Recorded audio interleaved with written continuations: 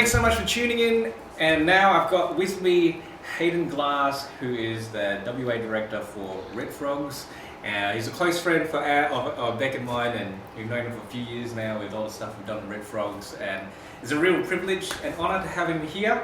He is a busy man, a busy leader in this current season. Especially there's a lot to pivot, there's a lot to change.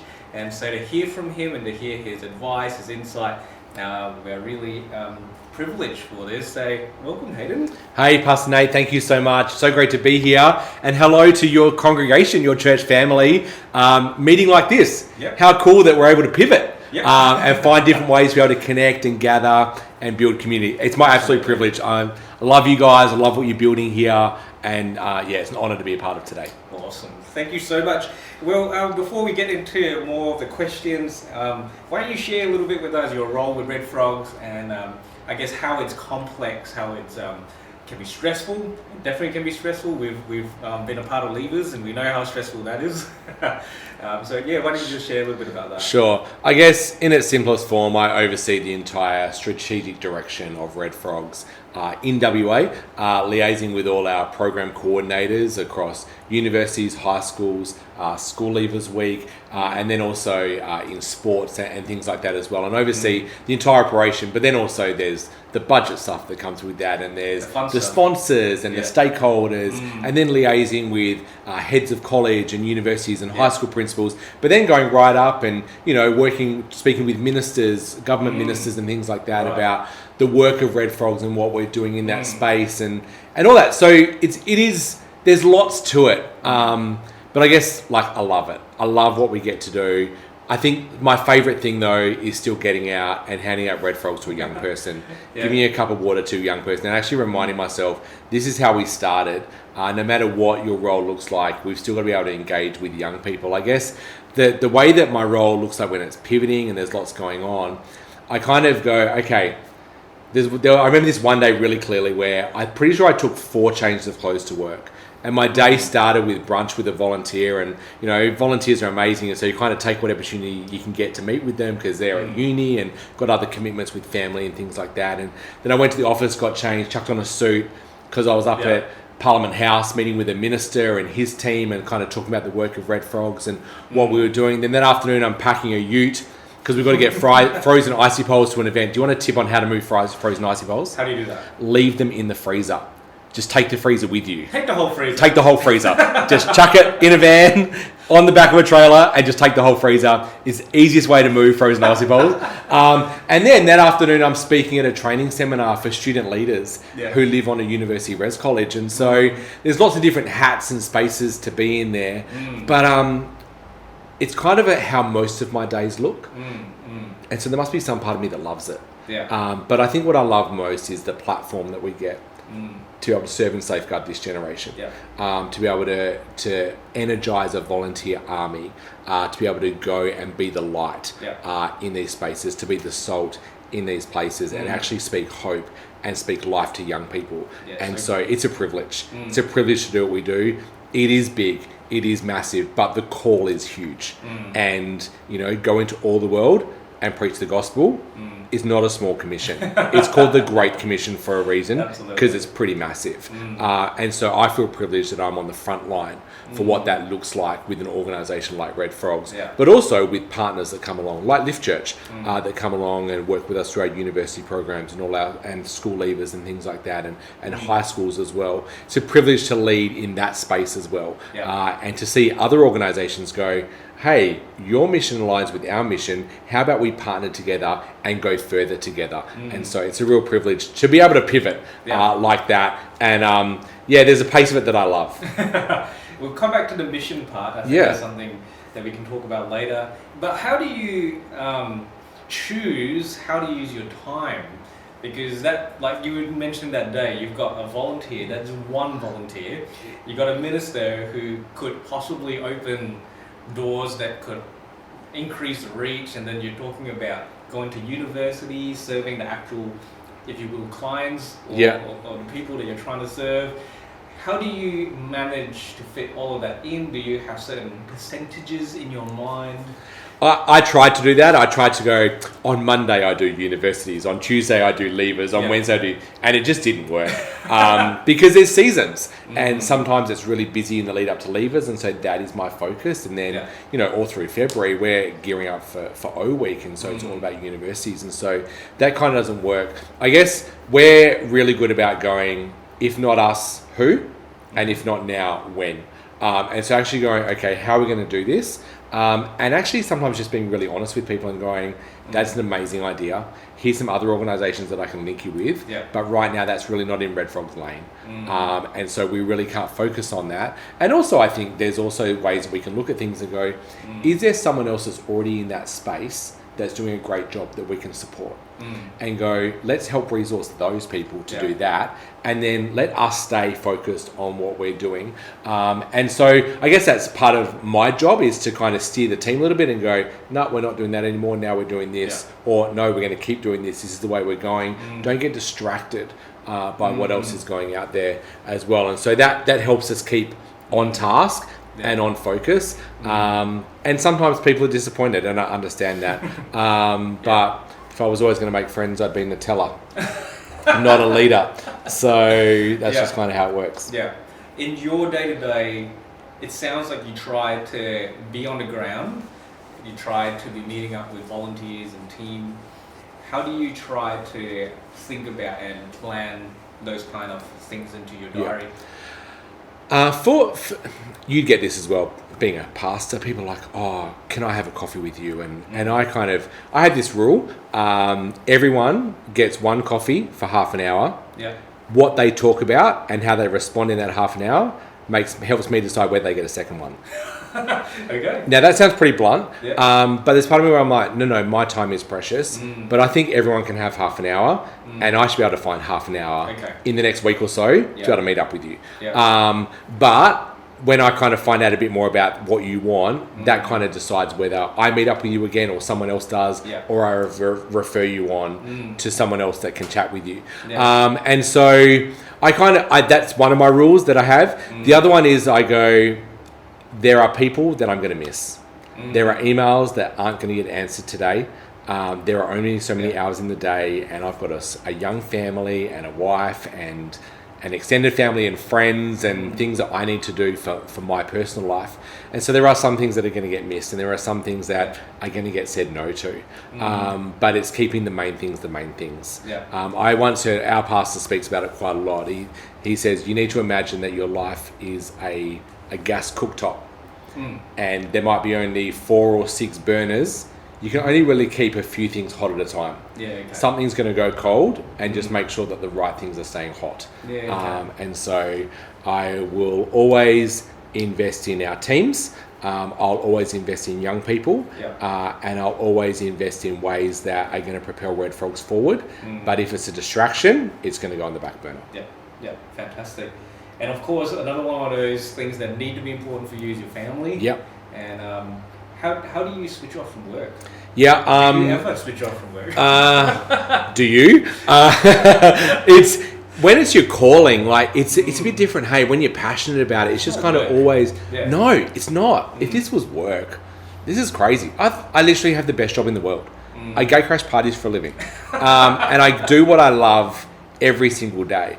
But family is important, and so I've got a bit of a drive home from my office. It's a good half an hour, and so I try and make as many phone calls as I can in that time, so that when I get home, I'm not making phone calls. Now, I might do the odd SMS and check my emails and things like that, but I try not to make phone calls when I'm at home, partly because there's some things that young kids shouldn't listen to on the other end of the phone about some of the things I'm dealing with, but also I want to kind of be present in that space as well. And so we have different things in place for our family. So we try and go out for breakfast or have breakfast together every Saturday morning. It's kind of our thing where we'll go out and the kids have pancakes and baby chinos and sometimes we try and, like, my daughter's at the age now where she can pick the cafe we go to. So she's kind of got always McDonald's now? No. She's like, we train them well. You only take them to the good ones, and then they only know of those ones, and so they're the only ones they pick. And so we do that together. We try and have dinner together as a family at the table a couple of times a week, and things like that. And then I've got, because work is a little bit flexible for me as well, so I get to take my daughter to school a couple of times a week, and so there are days where we'll go and have a baby tuna before school, or go and spend some time together doing something that she wants to do before school and things like that. And so just kind of adding in those little things there as well. But there's also times when there's things happening where we need to go and do jobs, and we need to help Dad with jobs, and so we'll go and visit a sponsor and go and hand out Red Frogs. Yeah, I bring them along, and get them to see what we're doing. I guess with technology as well, FaceTime is really good. And so my daughter's at the age now, she's 6, where she can pick up mummy's phone and she can FaceTime me whenever she wants. And so that's really cool as well, that she kind of gets to drive some of those interactions. But also with traveling as well, it just helps with that real time, being able to connect with them and things like that. So you make it work. We get them to celebrate things that are happening at work with uni students, or what's happening at school leavers and things like that, and bring them on the journey with it as well. So really cool. It's lots of fun. So when it's appropriate, sharing some stories with them. And talking about who's Daddy's going to go and talk to today, and what's he going to teach the uni students about, and so we talk about. So I get to talk to my kids, my family, about respectful relationships, and how they're going to celebrate, and kind of our views on different things around, and values around different situations that we're speaking with. So it's obviously an opportunity to kind of come alongside them and help them find out the values of our family and how we live our life. That's really cool, because it's not just like, hey kid, this is our values. It's actually lived out. That's fantastic. And then of course you've got your work, you've got family, you've got yourself. How do you manage yourself in the midst of all of that? Well, up until recently, and most people know that gyms have closed, and so the last couple of years I've been a bit of a gym junkie, some would say, and so my alarm goes off at 4:25 every morning. Oh, wow. Okay. And I would go to the gym and do a workout at 5:15, and so it was just 45 minutes out of my morning that I would go and do that, but I'd go and do that 5 or 6 times a week, and that was me time. And just actually stopping and going, no, this is about me and my lifestyle, and being fit and being healthy for what we're doing, because there'd been a season where I wasn't like that, and so I needed to reverse some of those habits and some of the things that I'd let come into my life. But that was a real important time for me. So this week's been a little bit interesting, to be honest. I almost cried when I realised I wasn't going to see all my friends tomorrow morning. The other night I was like, oh, I'm actually going to miss them, and we get together every day, and we have done for some of us 2 years. We've been working out together, and so it was a little bit weird, but it's kind of going, okay, well, what do I do in that place now, and how do I navigate that? I like an old-fashioned newspaper. Okay. There's something about so if I've got a bit of space, sometimes I'll just take myself off to a cafe, even if it's just for half an hour, find a newspaper, get a coffee, and just read the newspaper. Now, I've probably read the news. I probably know most of what it said because of social media and everything like that, but just taking that time to actually stop and go, this is what I'm going to do here. And so, little things like that. And then my wife is really good at date night. And so date night's kind of her thing. We use a shared calendar, saved our marriage, and so she'll just put it in there that we're having date night, and so I know not to put anything else on that night, but also it's an opportunity for us to stop and connect together, and so she's really good at all that stuff. Well, right now in our world, things are a little bit crazy. Work has probably changed a lot for you. And I think that's one of the things that when we got involved with Frogs, we saw that there was this need to be able to think on your feet, to pivot. How do people manage, I guess, massive changes, things not working, even if it's part of the plan and things is not working? And obviously as a leader, you've got to pivot. How do you manage yourself in pivoting? How do you manage the team to pivot? So I'm happy to be pretty open with your congregation. So this time of year for us, for Red Frogs, especially as an income stream, is large-scale music festivals and high schools. So in the space of 3 days, our projected income for the next 4 months disappeared. Yeah. And so very quickly I had to sit and go, well, those things we're about to do, we're not going to do anymore. But we've got an army of volunteers that still want to serve. But also the places we visit, like university colleges, are currently closed to visitors because they're protecting their students and making sure that they're staying safe in this season as well. So one of our team came up with this great idea the other day, and so we're like, right, let's do that. And so you may have heard over the last week or so that Red Frogs actually relaunched their hotline that we normally use at Leavers Week. We've actually launched it for uni students and for young people to be able to ring and actually be a part of some pastoral care, some chats. Even we're still going to have joke of the day that they can call up for. And so that was a big shift for us because like we don't normally do this, and we're doing this in a central location, and we're reaching a entirely different audience. And so seeing the team pivot to do that has been amazing. There's been a couple of times where I'm like, are we stupid? What are we doing? How is this actually going to work? What if this doesn't work? What if this happens? What if they decide this? But we've had to go, nah, right now, this is what we're focused on and this is what we're doing. Because I go, well, at the end of the day, it's serving a safeguarding a generation. In this season, there's lots of unknowns.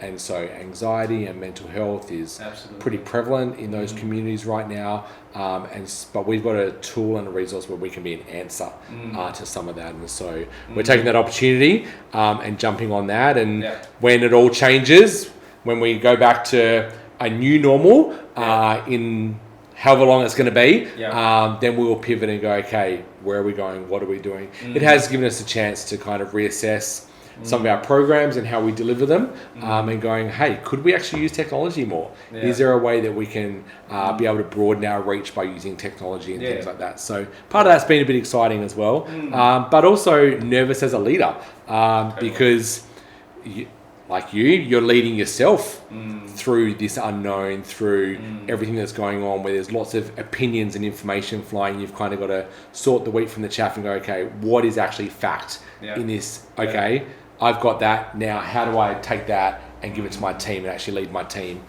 through this as well? So, So it sounds like pivoting requires a little bit of sifting through, filtering through the information, and then bringing the team along and saying, hey, this is the resource. This is what we do have. How do we make the best use out of this? Totally. And also having some trusted people that you can go to and go, hey, what do you think about this? And where you go, like today there was a situation that came up and I was starting to get a bit of cold feet and kind of getting a bit nervous about a few things. And so I rang 3 people and I'm like, if you were me, what would you do? And just kind of get their opinion, give them as much context, and make sure you're not biased in the context that you're giving them as well, because you can definitely steer conversations like that. But give them fact as well and go, these are the pros, these are the cons, what would you do? And just get some other thought patterns and some other ideas on things that it can work. And so part of that is leading myself and go, okay, which way am I going to go? And how am I going to do this? So That's really good. It's always fun. That's why you got to have great friends. Have people that are in your corner. Have people that you can call up and just go, hey, can you just help me with this? Have you got 5 minutes? Ministry shouldn't be lonely, and leadership shouldn't be lonely. We need to do this together. So what are these? I guess maybe you will crisis situations or really stressful situations. What do you do about the things that? I mean, there's just so much information sometimes. And maybe this will help a lot of uni students that are in a time where who knows what's going to happen with studies. What do you do with the stuff that you just can't do anything about? So I'm at this season, I'm controlling what I can control and just realizing that there's actually stuff that's out of my control. So making sure, then part of it is keeping your heart right. Because out of the abundance of the heart, the mouth speaks. And so make sure that what I'm putting in is good. And so for me, I'm a bit of a news junkie and I kind of like to know what's going on. But news at the moment is not good.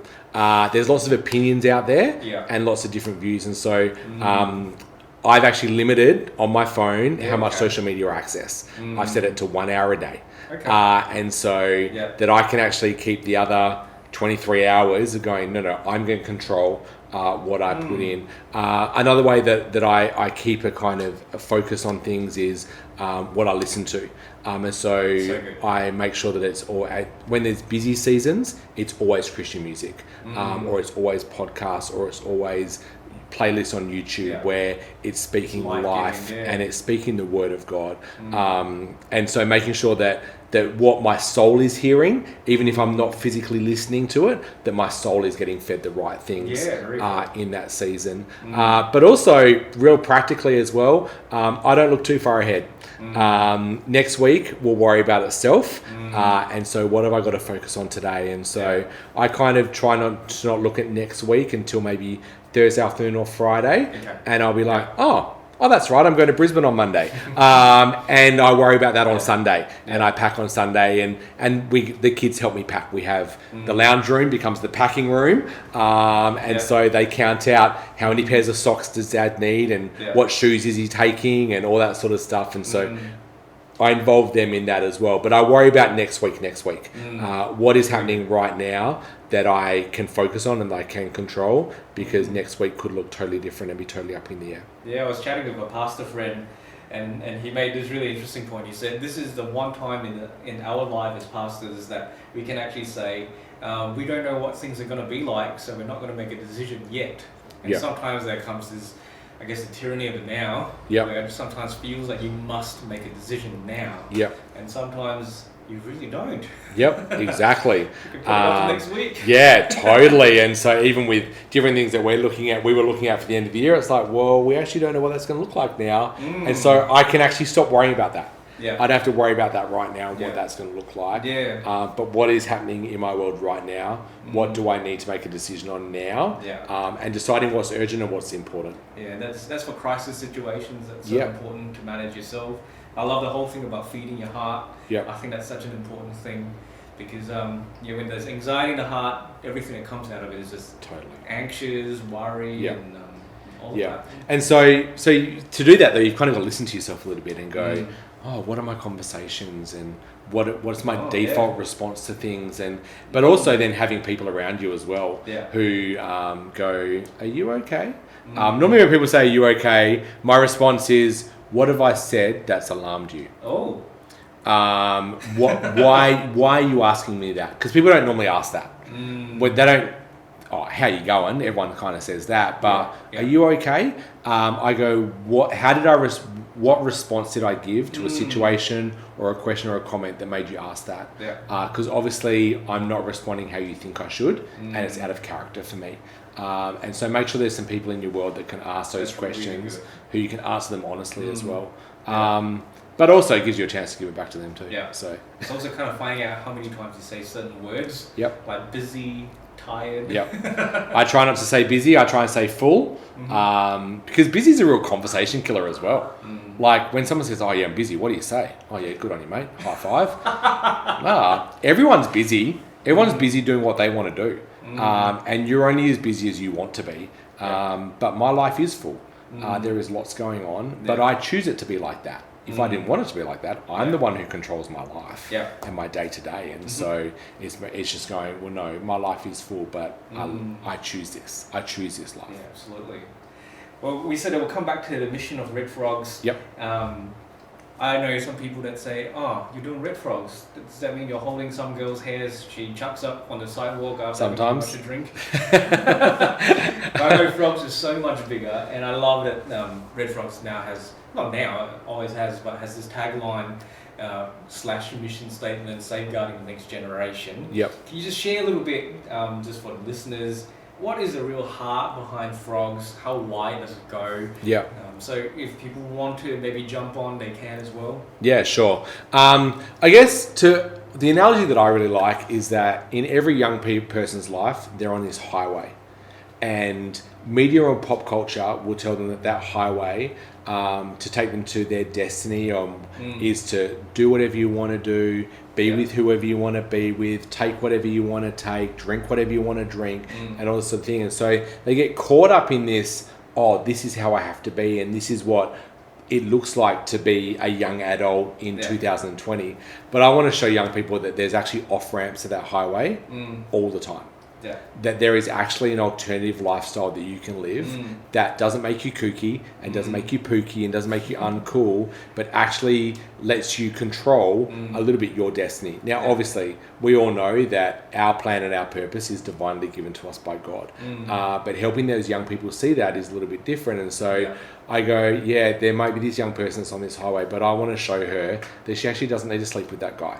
That she can actually make a decision about her future that doesn't matter about what other people think about that she actually can go to a party and not end up drunk, that she can actually go to a music festival and not experiment with drugs, that she can actually be in a leadership position in her college or in her space where the community that she's in and actually do it differently and actually set a precedent in that space. And so anything we can do to come alongside and equip and empower those young people to take the off-ramp and to take an alternative route, then that's what we'll do. And so that looks different across all those spaces, because at school leavers it's a couple of years ago, you'd remember, it was all hashtag YOLO. Let's just do whatever we want to do. It's going to be okay. It feels like that still is all the case every year. Yeah, it's a little bit out. I've heard it's all about TikTok. Yeah. So anyway, young people can explain TikTok to you. But it's that whole thing where it's like, I'll just do whatever I want to do, be with whoever I want to be. But it's like going, no, who do you want to be? How do you want to live your life? How do you want to celebrate? What decisions are you making now that your future self is going to thank you for? And so if that's in high school seminars or leadership seminars or identity seminars, or whether that's in their fresher talk during orientation week, just empowering them to be the best versions of themselves that they can be, and to live with their future in their sights, about, well, who do you want to be? And what do you need to do now to actually get there? And so, that's, I guess, the thing is, so that's why it's so broad and so widespread. That's why we're all throughout, not just the Perth metro area, but regional Western Australia as well, because there's so many young people that need hope out there. And then that's why we've taken it to countries like Malaysia and Singapore, and we've looked into India and Egypt about what we could be doing over there as well, because there are young people that need hope. In those spaces, and what can we do, and how can we equip other people to actually invest in this generation as well. The best place and best way to get involved is via our website. Obviously, if you're a part of Lift Church, you can speak to Pastor Nate and Beck and get a part of that. But redfrogs.com.au is a great way to start. Just fill out an expression of interest form. Let us know what you're interested in, what part you want to be involved in, and then our team will let you know what's coming up and what that can look like for you, and how you can serve this generation as well, and come along with me. Absolutely. And I love that, experience. It sounds like, I'm a bit older, or I'm this, I'm that. They're not going to really want to talk with me. But I found that just, being part of Frogs has really opened up conversations, and some of these kids really just need someone to just say, hey, where do you want to go in your life? Totally. And some of them have never had anyone ask them. They just thought, I need to follow this pathway that maybe mum and dad set for me, or all my friends are doing this, and to actually be asked and I guess pause for a moment and think about where is my life going can be life-changing for some of these young people. Yeah, totally. And sometimes they want to talk to someone who's got a bit of life skill there, but also even to go a little bit older than you or I, uni students actually miss their parents. Yeah. They just won't admit it. And so kind of having that mum and dad figure around. This is all hush-hush. Having that mum and dad figure around is actually really comforting. Absolutely. And actually brings a lot of peace in those situations as well. So there is no age limit to get involved in Frogs. We will take anyone and everyone, and it's not all, like you said, it's not all on that front line holding back young people's hair while they vomit. There's lots of ways that people can get involved. I'm a sympathetic vomiter. I don't do good with vomit, but I've lasted 20 years, so we must be able to do something right. But anyway, we'd love to have as many people as involved, because there are thousands and thousands of young people that are the hope of this world, and we want to point them to the real hope that is Jesus. Awesome. Well, thanks so much, Hayden. Thanks for your time and your insight, wisdom. I hope that you're listening to this, that you're taking something practical that you can use. I just felt like there were so many different nuggets across this conversation. And thanks so much for that. Make sure that you jump on redfrogs.com.au if you are interested in finding out more about frogs. Thanks so much, everyone. Thanks, Hayden.